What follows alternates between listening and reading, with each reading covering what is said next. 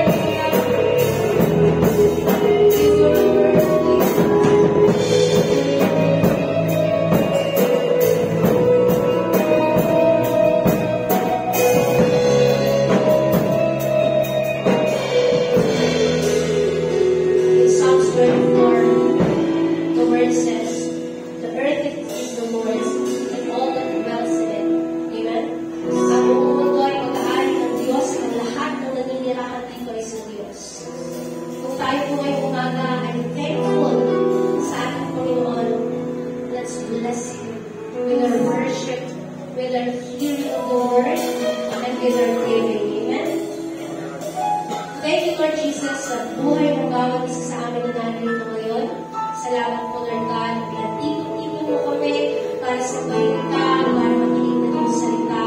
Lord, pinagpapasalamat kami sa buhay ng mga tao na narito sa harap na ginagamit mo at patuloy mo, Panginoon, na ginagamit para kami ay tulungan na makarating sa iyo. And Lord, we also thank each and everyone's life na narito ngayon, Lord God.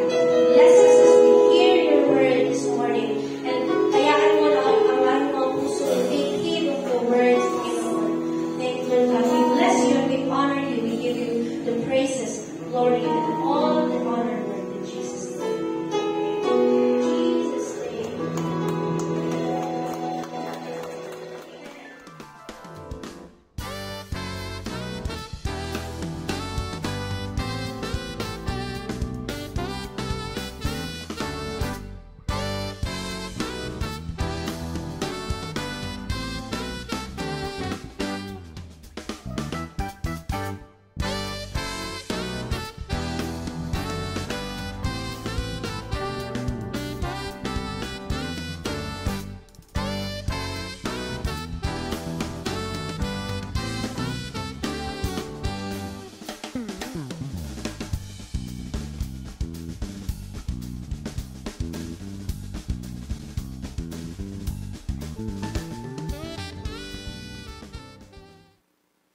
So ang ating serye, ang ating team sa buong buwan ay The Fruit of the Spirit.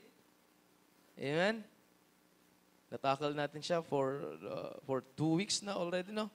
Magti 3 weeks na ngayon. Mag-i-end na tayo last week of February. Amen? Ang ating usapin, ating pag-aaral patungkol sa The Fruit of the Spirit. Okay? Sino mga nakalala ng anong ibig sabihin ng fruit? Yeah? Sa wikang Griego, ano? Karpos, no? Karpos sa wikang Griego ang fruit. Ibig sabihin, meron siyang mga characteristics, no? Hindi siya yung ano eh. Kung mapapansin mo the fruit of the Spirit, wala siyang S. Okay? Pero yung fruit na yon kasi meron siyang mga katangian. Kagaya ng apple na aking in-example last week. Okay? Yung apple, meron siyang katangian. Ano yung pagmamahal? O yung mansanas na yun, meron katangian. Ano yung katangian ng apple na yun? Minsan matamis. Yeah? Ano pa? Crunchy. Sarap pag malamig. Yeah? Ano pa? Ano pa yung mga natitikman mo doon pag kumakain ka ng apple? Makatas. Minsan ginagawa pa ng juice. Apple juice. Di ba? Ano pa? Hindi naman pwedeng sabihin maalat. Pero usually ng apple is matamis. Kaya gustong-gusto natin. Amen? So ganun din yung fruit of the Spirit. Fruit of the Spirit, pakilagay Galatians chapter 5, verse 22. But the Holy Spirit produces this kind of fruit in our lives. Fruit. Ito yung characteristic ng fruit na ito. Ito yung katangian niya. Okay? Nung espiritu na meron tayo. Nung tinanggap natin si Jesus bilang Diyos tagapagligtas natin. Ano yung una? Love, joy, peace, patience, kindness, goodness, faithfulness. Ano pa? And self-control. There is no law against these things. Okay? Lahat ba ng mga nabanggit dyan, meron na tayo? Meron na. Pero mga iba dyan, kailangan nating trabahuhin. Okay? Kagaya nung pagmamahal. Di ba? Alam natin magmahal. Amen? Marunong tayo magmahal. Pero kailangan pa ng konting ensayo pa. Di ba? Para magkaroon pa tayo ng care sa iba. Amen? Kasi yung ibig sabihin ng love na natopic natin last week, sa wikang Griego, agape. Okay? So wikang Grego, agape. The Greek word is agape, meaning love that is affection or benevolence. Yun nga, unconditional love. Tayo pag nagmahal, kaya sabi ko kanina, kailangan pa natin i-practice. Kasi pag nagmahal tayo, pag nagbigay tayo, gusto natin karamihan na maramdaman natin, may kapalit. Diba? Kasi sa ibang translation, yung word na love, charity. Ibig sabihin, tumutulong ka. Nagbibigay ka. Amen? Pero sa context ng love na yan, yung itutulong mo, huwag kang maghangad ng kapalit. Kasi yung Diyos, nung niligtas ka, naghangad ba siya ng kapalit? Minahal ka niya, sa kanya nagmula yung pagmamahal, kapatid. God is love. Naintindihan natin? He cares for us. Diba? Ulitin ko lang, yung mga magulang natin, bakit tayo dinidisiplina, bakit tayo pinagsasabihan? Kasi mahal nila tayo. Ayaw nila tayong mapahamak. Naintindihan natin? Kailangan pa na practice. No? Benevolence means desire to do good to others, goodwill, yun, charitableness, to be filled with benevolence toward one's fellow creature, an act of kindness, a charitable gift. No? Sa 1 John chapter 4 verse 8, 7 verse 8, dear friends, let us love one another, for love comes from God. Everyone who loves has been born of God and knows God. Whoever does not love does not know God. Okay? Because God is love. Mark chapter 12 verse 30, sabi niya, you must love the Lord your God with all your heart, all your soul, all your mind, and all your strength. The second commandment, which is ang isa sa pinakamahirap sa lahat, yes, we can say we love the Lord. Pwede mong sabihin, madali lang sabihin na mahal natin yung Diyos eh. Pero the second commandment, sabi dito, the second is equally important. Importante rin siya kagaya nung una, love the Lord your God. First, ang pinakamahirap sa lahat, love your neighbors as yourself. Di ba? Kaya kailangan man ng ensayo. Sa ibang mga translations, sa ibang mga scriptures, sabi doon, love your enemy.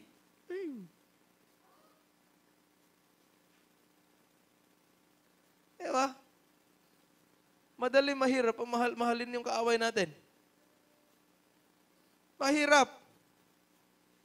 Kaya kailangan yung prutas na yan ay mas mag-grow pa sa atin. Alam natin salitang pagmamahal, alam natin yung love. Minsan nagbibigay tayo, di ba? Mabait tayo. Pero sa context, sa part na mahalin yung mga kaaway natin, doon tayo nahirapan. Amen? No other commandment is greater than this. 1 Corinthians chapter 13:13, three things will last forever: faith, hope, and love. And the greatest of these is love. Yung ating pinag-usapan last week, mga kapatid. Amen? Kaya kayong mga anak, pag dinisiplina kayo ng mga magulang ninyo, tanggapin nyo. Para sa iyo yan. Naintindihan natin? Pakinggan natin sila. Kasi lahat rin tayo dinidisiplina ng Panginoon. Naintindihan natin? Ganon din yung pagdidisiplina niya sa atin. Pag nakagawa tayo na hindi maganda, may mga konsensya tayo na parang bumubulong sa atin, huwag mong gagawin yan, anak. Naintindihan natin? Meron tayong matitigas ang ulo, ginagawa pa rin natin. Ngayon, dinisiplina tayo ng Lord. Minsan, dinidisiplina tayo sa loob. Dinisiplina ka na sa loob, hindi ka pa nakikinig. Ngayon, didisiplinahin ka niya outwardly, yun yung nakakahiya. Kaya once na dinisiplina tayo ng Lord, pakinggan natin. Naintindihan natin? Yung fruit of the Spirit, kailangan ay magbunga at mas mag-grow pa siya sa atin. Pwede po bang huminga ako ng tubig dito, mga kapatid? Thank you. Hallelujah.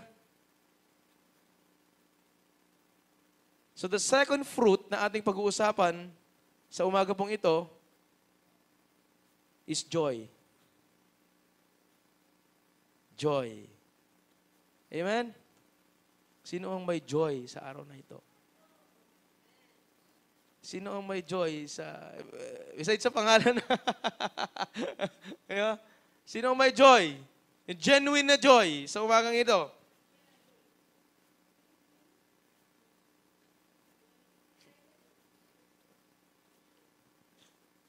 Naramdaman mo ba yung joy na nag-worship ka kanina? Hindi nga. Honest question and answer. Naramdaman mo ba yung joy na nag-worship ka kanina? Nung wala kang iniisip, kundi yung joy of the Lord ang pumaroon dumating sa iyo. Ibang pakiramdam, di ba? Pag yung kasiyahan na mula sa Panginoon ang naramdaman mo. Merong kasamang kapahingahan. May kasamang resulta niya is meron kang galak, gladness, and meron kang peace of mind, meron kang presence of mind.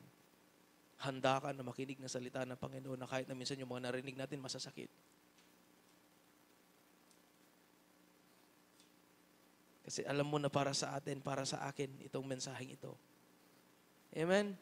The Greek word for joy is kairo, meaning to be full of cheer, that is calmly, happy, or well-off. Diba? Puno ng saya, mga kapatid. Maayos. Sabi sa Philippians chapter 4, verse 4, sa NLT version, sabi po dito, always be full of joy. Kanino? In the Lord.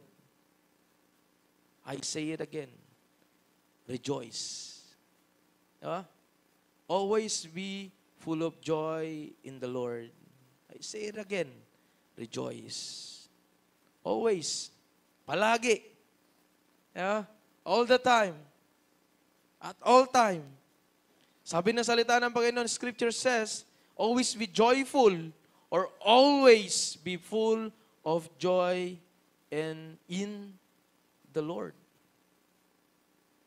Ang encouragement sa atin ni Apostle Paul ay dapat palagi tayo mapuno ng kagalakan sa ating mga puso.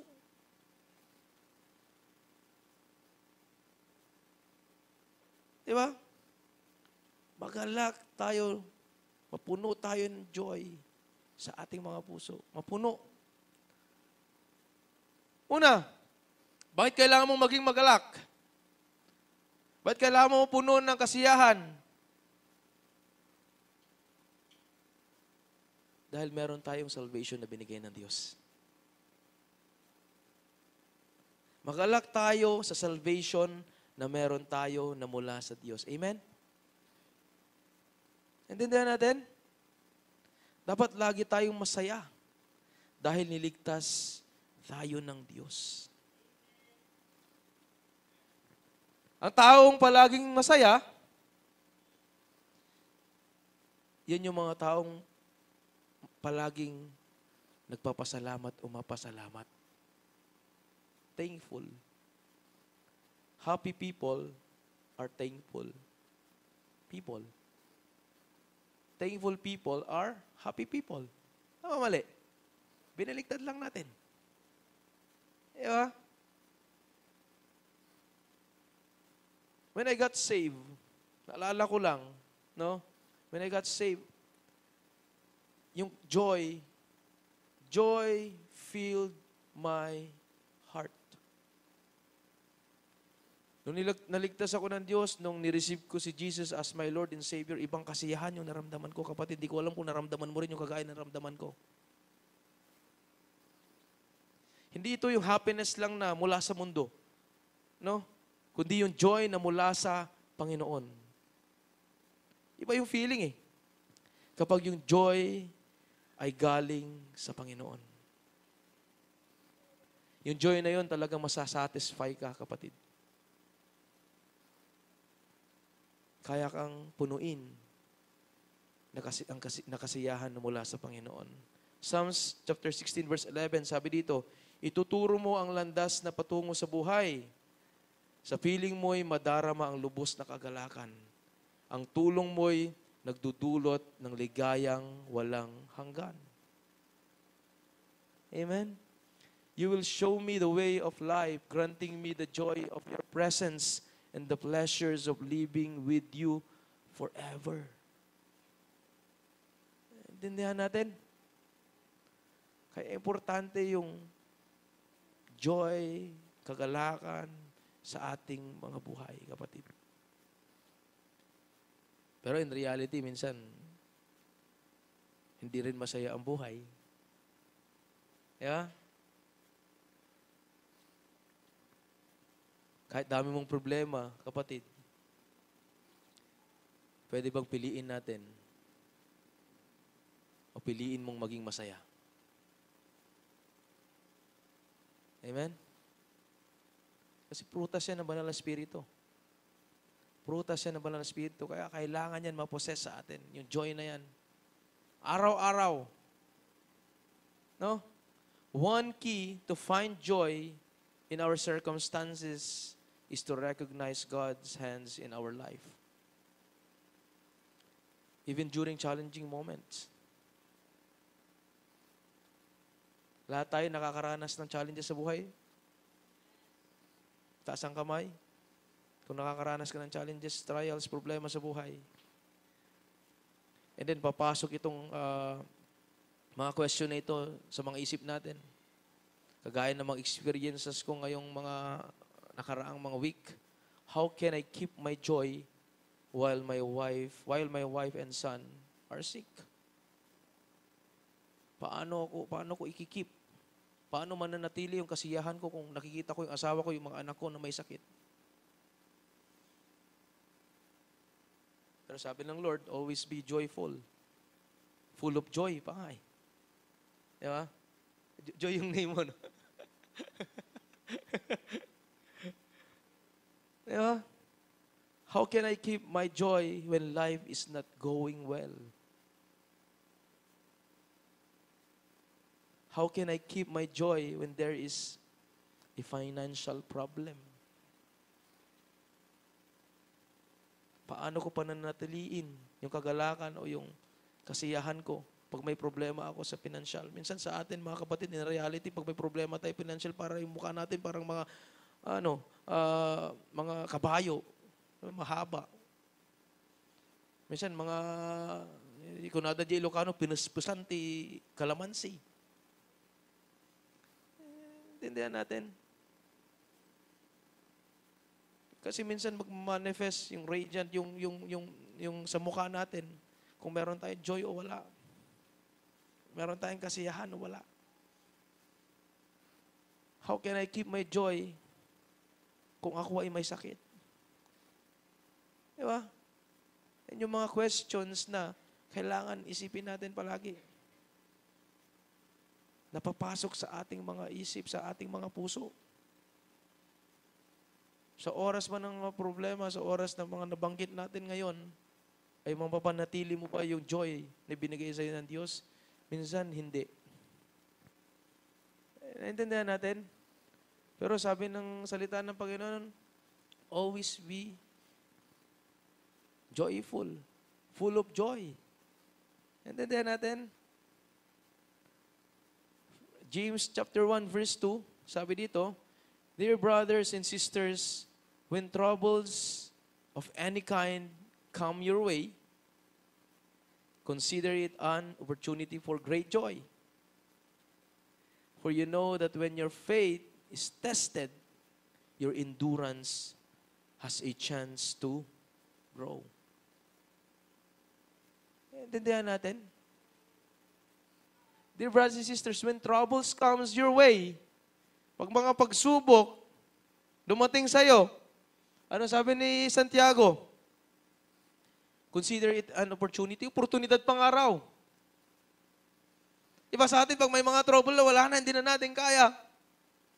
Minsan nagre-rely na tayo sa ating mga sariling mga kalakasan. Pero hindi pa rin tayo nagtatagumpay. Sabi doon, consider it an opportunity for great joy. Maging masaya ka.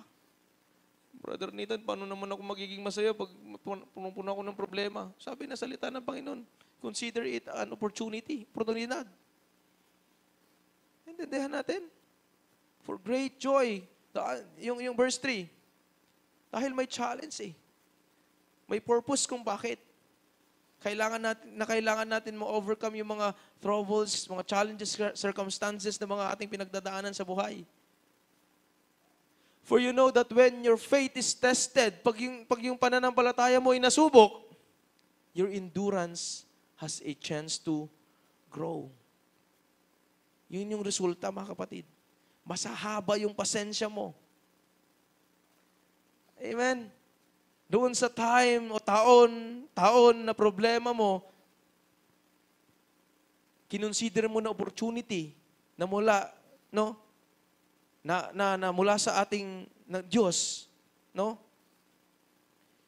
Na kahit sobrang tagal ng mga pinagdaanan natin sa buhay, yung mga problema natin, ma-overcome natin kasi nagkaroon tayo, mapopossess natin yung pasensya o endurance na resulta ng ating pagtitiis.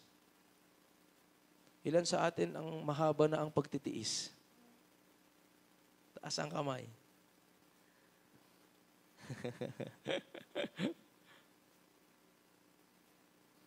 Hindi yung pagtitiis asawa, ha? Parang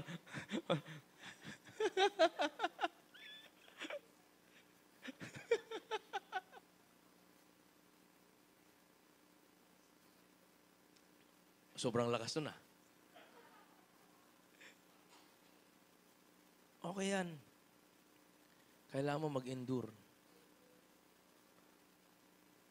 sa problema na inaharap nyo ngayon. Lalo na kung kayo ay mag-asawa. Amen?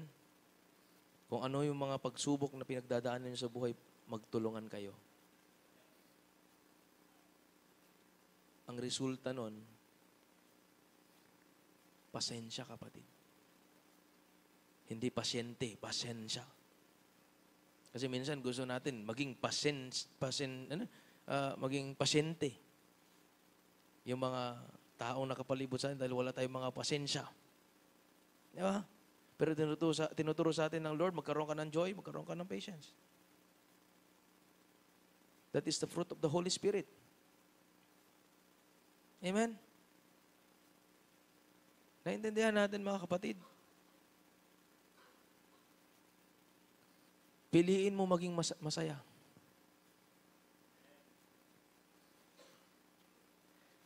Piliin mo maging positive palagi. Amen? Pagising mo sa umaga, maging optimistic ka. No? Na kahit na may mga kasama mo sa bahay, pagising mo, yung mga nakasimangot. Pero ikaw dahil nag-devotion ka. Wow. Dahil nagbasa ka ng salita ng Panginoon. Dahil nag-pray ka. Binigyan ka ng joy ng Lord. And then paggising mo, pagtayo mo, nagbasa ka ng Bible. Paglabas mo ng kwarto, nakita mo yung mga kasama mo sa bahay, mga nakasimangot. And then ikaw, God bless you. Can I pray for you? Diba? Tandaan natin, pwede mo ma-transfer yun sa mga kasama mo sa bahay. Yung joy na meron ka na mula sa Diyos. Diba? Pero kung ikaw nag-devotion ka na, nagdasal ka, pero kabaliktaran, ikaw pa rin yung malungkot, hindi na yun maganda. Diba? Hindi yun genuine, hindi yun galing sa Lord. Diba? Kasi once na talagang yung nag-spend ka ng oras sa Diyos at naramdaman mo yung presensya niya sa buhay mo, nagbasa ka ng salita ng Panginoon, kagaya ng mga binabasa natin, no? Magkakaroon ka ng joy. Always be joyful. Full of joy pa nga eh. Diba? Kahit paglabas mo sa labas, nagdadrive ka ganyan, may mga instances na, bro, ganito. Kahit hindi ka pansinin, full of joy ka, pipiliin mo pa rin maging masaya, hindi yun magiging dahilan para maging malungkot ka, hindi ka lang pinansin.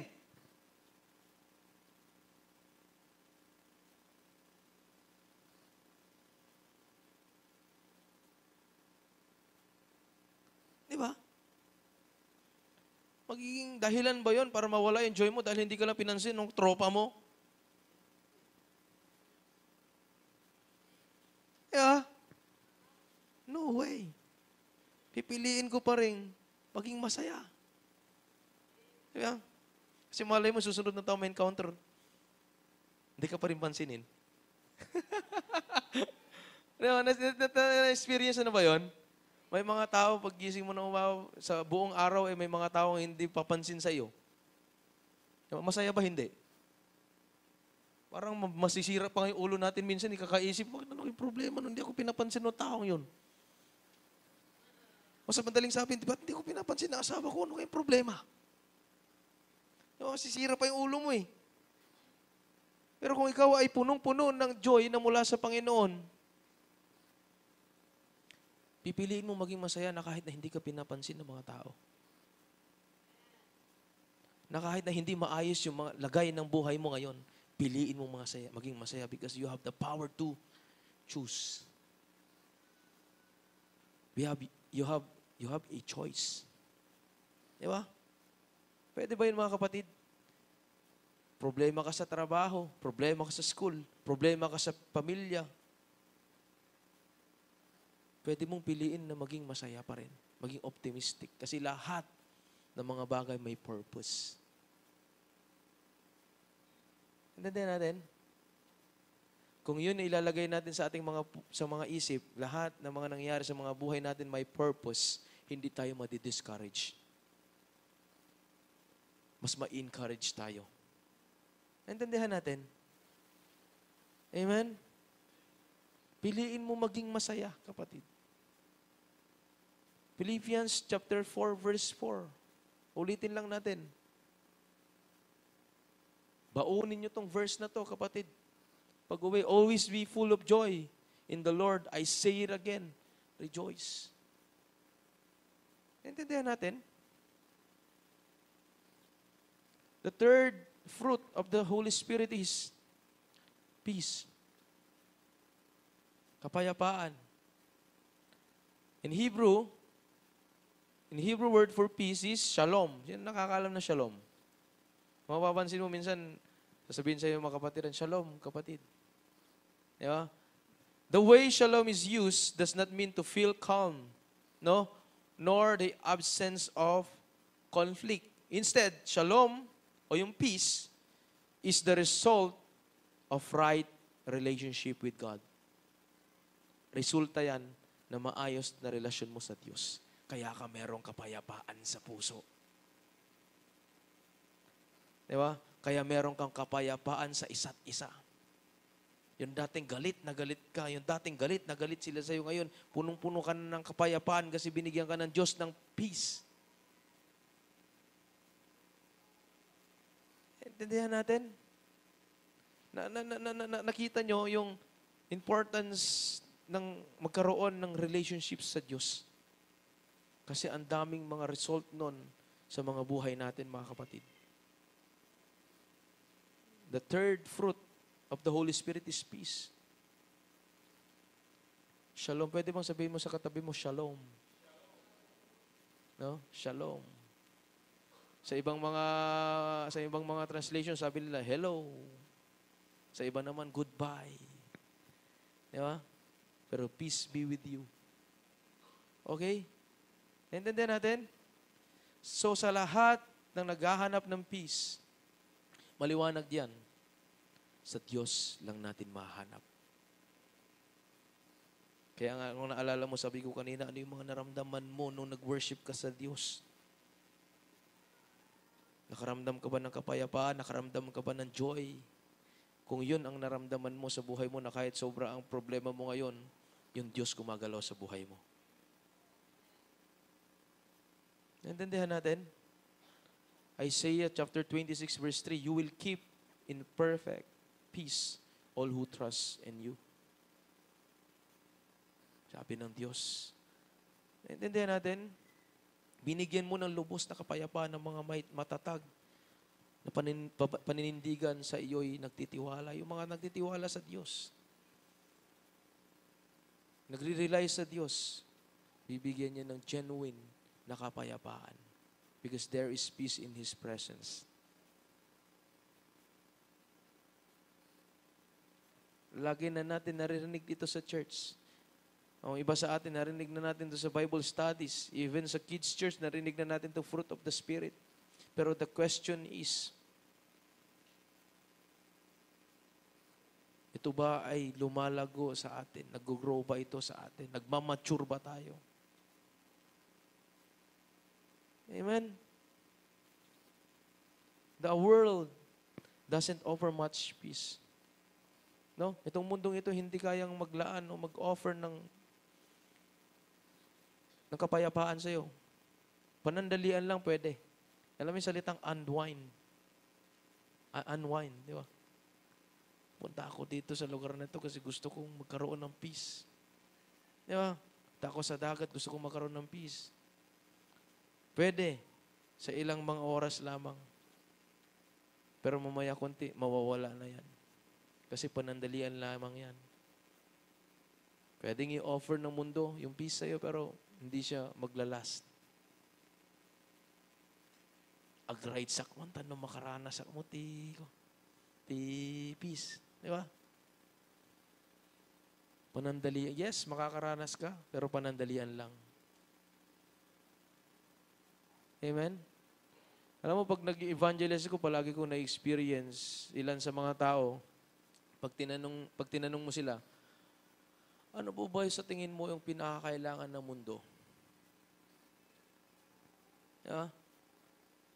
Palaging sagot nila, peace ang kailangan ng mundo.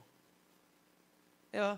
Kasi, narinig-rinig natin sa mga balita, social medias, sa ibang mga lugar, recently, mga giyera, di ba? Ibang mga lugar, walang peace. Maraming mga ninanakawan.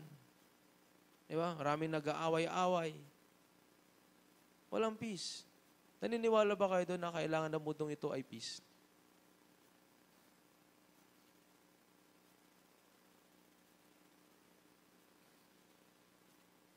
Ako naniniwala na kailangan ng mundong ito ay kapayapaan. Pero ang kapayapaan lamang na yun, kapatid, kailangan natin maintindihan, mahanap lang natin kay Jesus Christ. Kung isang lugar, isang pulo, isang island, isang bansa, na wala si Jesus Christ, walang peace doon. Kung walang Jesus Christ sa buhay na meron ka, pamilya,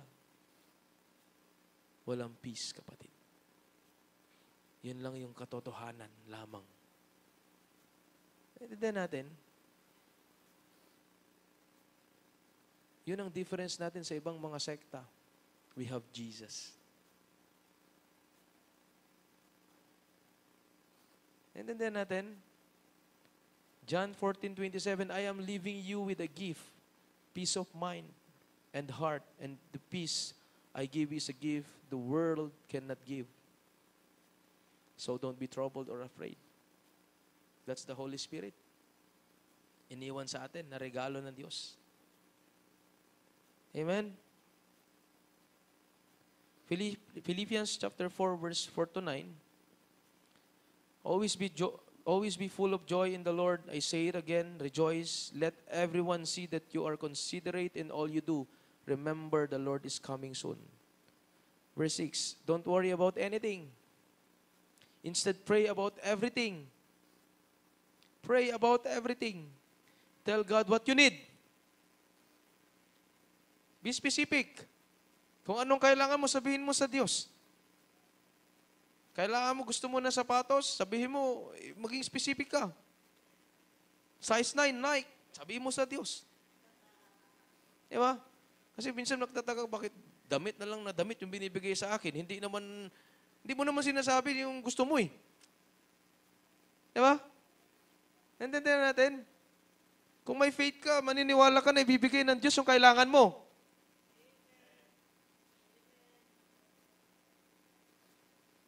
Pray about everything. Lahat. All things.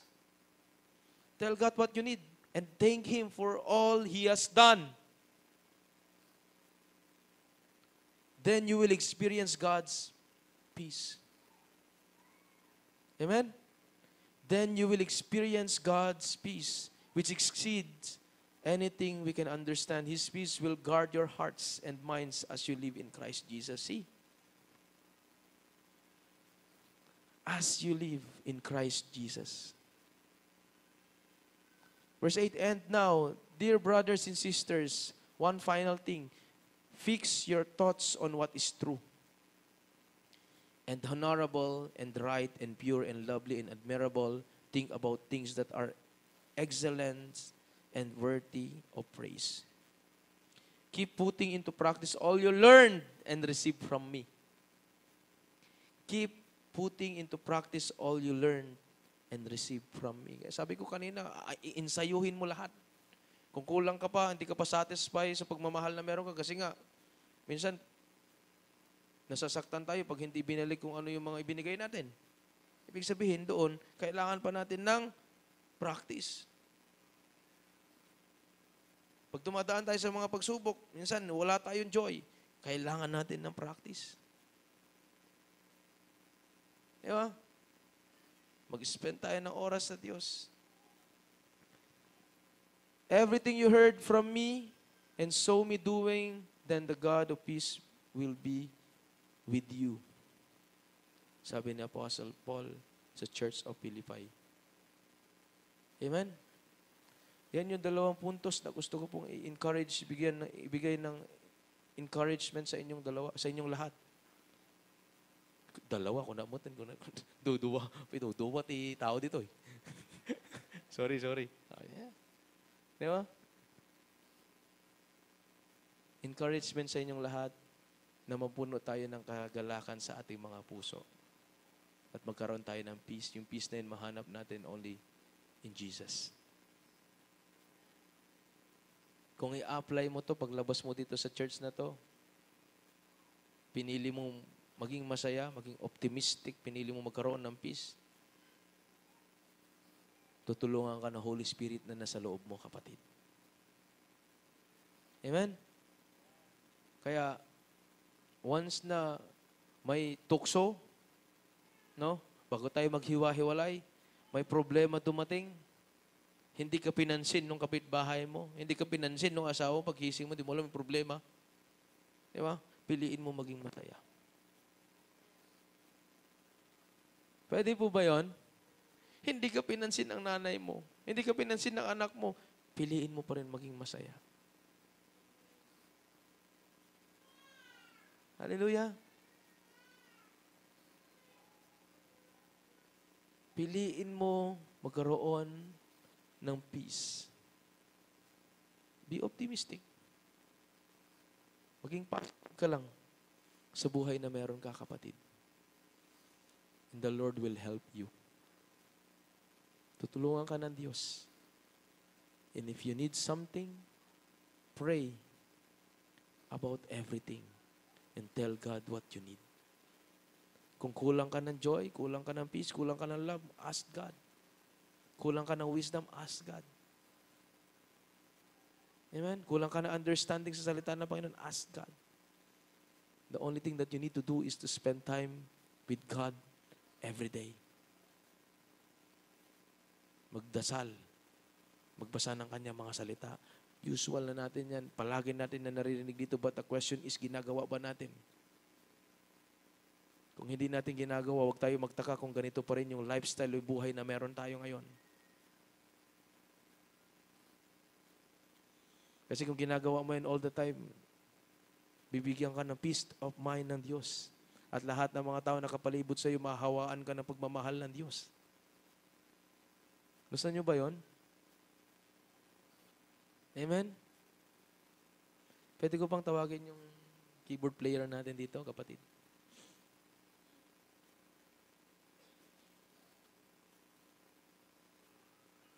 Hallelujah.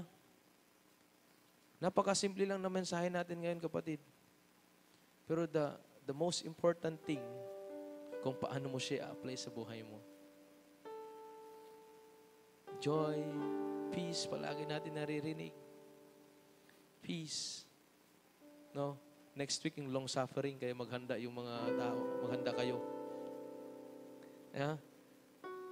Maghanda yung mga makakarinig ng walang self-control. No? Ngayon, niready natin yung buhay mo para magkaroon ka ng kasiyahan next week. Amen?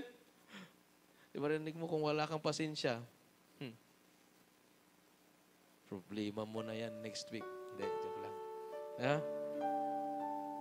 The most important thing, mga kapatid, paglabas mo dito sa church na to, kung paano mo siya i-apply sa buhay mo. Okay? Kung paano mo i-apply yung joy, yung peace, pag may problema sa daan. Yeah? Lalo na sa mga nagmamaneho. Minsan, wala tayong pasensya sa mga taong minsan, balasubos magpatakbo. Diba? Ano ito yung langaran? Iigitun. Diba? Una mo dati dito mo drive. Ganun eh. Diba?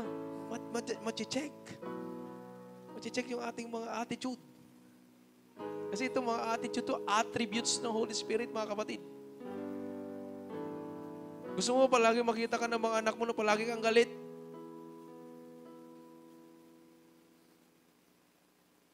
Tapos magtataka paglaki, bakit high blood din yung anak ko? Yeah.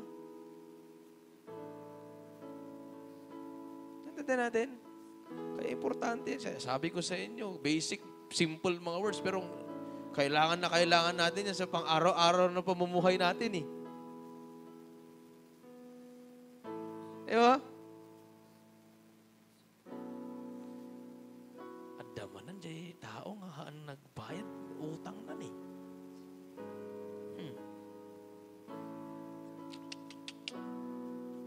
Diba? Check natin yung mga attitude natin. Amen? Damanan niya tao nga ako ni. Sumanauno, awanti, hana nga nakasango. Pagchis-chismisan na dato no, hana nakasango eh. Si pataksan dyan. Di ba? May mga ganun may mga ganun tayo, mga attitude minsan. Question ko lang, attributes ba yan ng Holy Spirit? No. That's hatred, kapatid. It's angriness. Diba? Kung may gusto kang sabihin sa tao, sabihin mo lang with love. I believe maintindihan ka ng tao. Amen? Joy. Peace. Hallelujah.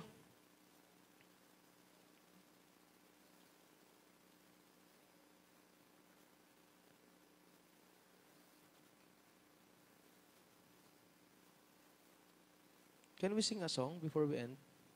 And may gusto lang tayo ipag-pray, no? Yung naka-red, si tatay naka-red ba? Yung ipag-pray natin? Siya ba ipag-pray natin, ma? Sige. Awit muna tayo, kanta muna tayo ng song. Okay lang po ba yun? Pero for real, naintindihan natin yung mensahe natin ngayon. Very basic, napaka-practical. Di ba? Napaka-practical kasi na-experience yan natin araw-araw. Kami ng asawa ko, sa totoo lang, magtatago ko sa video para hindi ko makita ng video. Nag-aaway rin naman kami. Di ba? Ikaw may asawa, hindi kayo nag-aaway. Praise God. Di ba?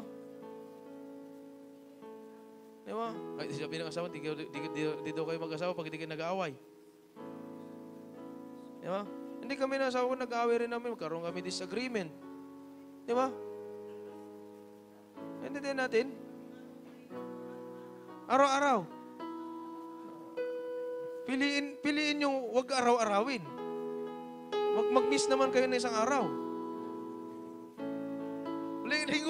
Lingguhan. Pero wag naman after church. Diba? Pero ang kanta kasi, yung ano, kanta mo, I could sing of your love, kuya. Meron ganun eh.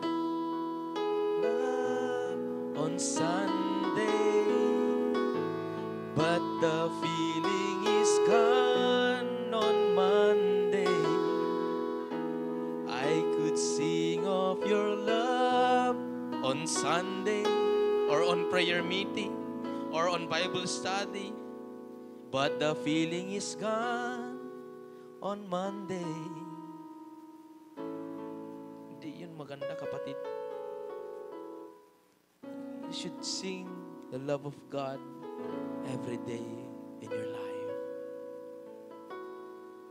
Kailangan ma-possess, mag-manifest yun sa atin. Kung gusto natin maka-encourage ng mga tao,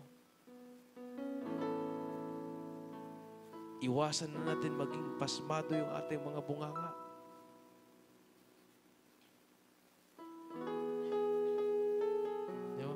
Pag mga joke, talagang responsive yung mga kapatiran. Di ba? Di ba? Kung gusto natin maniwala yung mga tao sa atin, itigil mo na maging pasmado. Di ba? Naintindihan natin, mga kapatid. The love of God ang dapat nanguna sa ating mga buhay. Amen? Pwede po ba tayong tumayo, mga kapatid, sa umaga pong ito? Na-bless po ba tayo ng message? Yeah? Hallelujah. Kaya yan yung binigay sa atin ng Lord na tema sa February, sa buong February. Amen? Simulan natin sa pangalawang buwan ng taon na yung fruit of the Spirit ay mamunga, mag-grow sa atin sa buong taon. Hindi lang after ng February. Next March, wala na naman. Nakalimutan na naman natin yung fruit of the Spirit. Apply natin yan palagi sa ating mga buhay. Amen? No? Makakatulong yan sa buhay ninyong mag-asawa. Makakatulong yan sa buhay ninyong mag-ina, mag-ama. Makakatulong yan sa mga taong nakapalibot sa iyo. Yung attitude na meron ka na mula sa Diyos. May attitude ba yung Lord na hindi maganda? May attitude ba yung Lord na hindi maganda? Lahat kabutihan ang mula sa Diyos. Amen? We are not God, pero sabi sa Peter, 1 Peter, be holy for I am holy. Piliin natin na mahalin yung Diyos at mahalin yung ating mga kapatid, neighbor. Challenge. Challenge, ha? Isipin mo kung sino yung kinaawayan mo. Sino yung kaaway mo ngayon sa isip mo.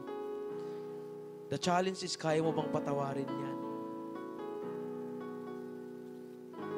Ha? Wala man dito yung mga taong inilagay ng Diyos sa isip mo ngayon. Pumikit ka, kapatid. Pumikit ka lang. Isipin mo yung taong kinagalitan mo, o galit ka, o may taong may galit sa iyo sa oras na ito. Isa, dalawa, tatlong tao, apat, lima, hayaan mo na mailagay sa isip mo ngayon. Yung mga taong bang yan, kaya mong patawarin? Yes, you can. Kaya mo, kapatid. Kasi meron kang choice. Meron kang kapangyarihan na piliin na magpatawad. Amen? Alam mo ako, maganda ang testimony ko sa mga nakaraang mga buwan o mga weeks. Lahat ng mga kinaawayan ko, humingi ako ng tawad sa kanila. Yung mga uncle ko na medyo buwan din yung mga time na hindi kami mga nag-uusap. Ako mismo lumapit sa kanila, humingi ako ng kapatawaran. Kaya okay na kami. Ang hirap kasi, kapatid, kung may mga bigat-bigatin, mga dala-dala tayo sa mga puso, wala tayong peace of mind. Kaya yung nilagay ng Lord ng mga tao dyan sa isip mo ngayon, ipag-pray mo sila. Diba? At hayaan mo na patawarin mo sila. At ipag-pray mo na patawarin ka rin nila kung may nagawa kang hindi maganda sa kanila. Amen? Naalala nyo ba yung kwento ko? Ulitin ko lang last week, mag-asawa. Sabi niyong lasinggerong asawa, hindi maayos yung treatment niya sa kanyang asawa. Pero yung asawa niya Kristiyano, itong babae. No? Itong lalaki hindi Kristiyano. Pero itong babae patuloy na nanatili at tumayo sa katotohanan at ikinip niya yung pagiging Christian niya. No? Dumating yung isang araw, binuksan nung asawa niya lalaki yung pinto. Tinanong siya nung asawa niya, bakit mahal? Ang bait-bait mo pa rin sa akin.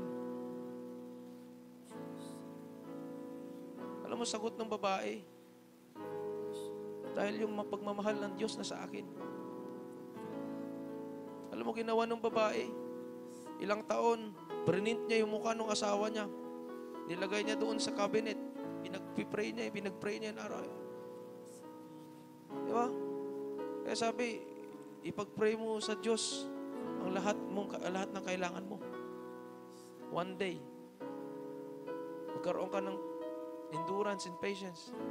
Sasagutin ng Lord yung mga panalangin mo, kapatid. Huwag ka mawalan ng pag-asa. Amen? Praise God. Let's sing a song sa ating Diyos. Sa piling mo'y may buhay, sa piling mo'y may sigla, ang puso ko'y lumalakas kapag kapiling ka. O Diyos, ako'y iyong-iyo, ang puso ko'y baguhin mo, pagkat ako'y uhaw sa piling mo. Minsan pa.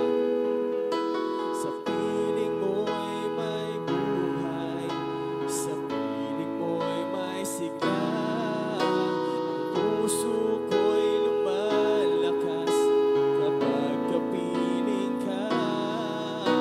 O Diyos, ako'y iyong-iyo, ang puso ko'y baguhin mo, pagkat ako'y uhaw sa piling mo. For the last time, church. Sa piling mo'y may buhay, sa piling mo'y may sigla, ang puso ko'y lumalakas kapag kapiling ka. O Diyos, ako'y iyong-iyo, ang puso ko'y baguhin mo, pagkat ako'y uhaw sa piling mo. Tawagin po natin si tatay ba o nanay? Pagkat ako'y uhaw sa piling mo. Tatay. Ipag-pray po natin si tatay. Sa piling mo. Ano po yung Ako'y uhaw sa piling mo. extend yung ating mga kamay? Tatay, ano pong pangalan niya? Ako'y Precious Mary. uhaw sa piling mo.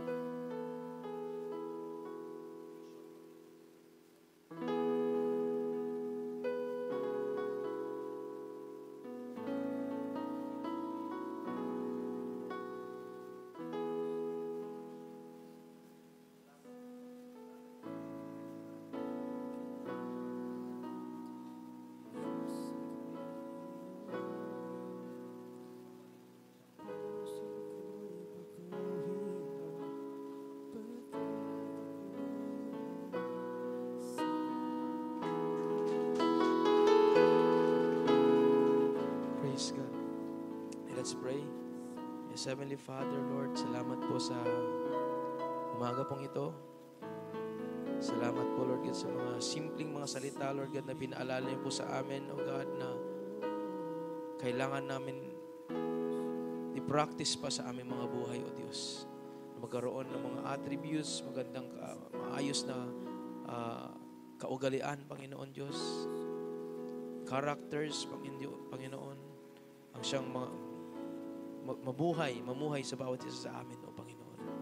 Salamat po, Lord God, at sa paglabas po namin ng pintuan po ng church po na ito, tatandaan po namin lahat ng katuruan na mula sa iyo, O Diyos.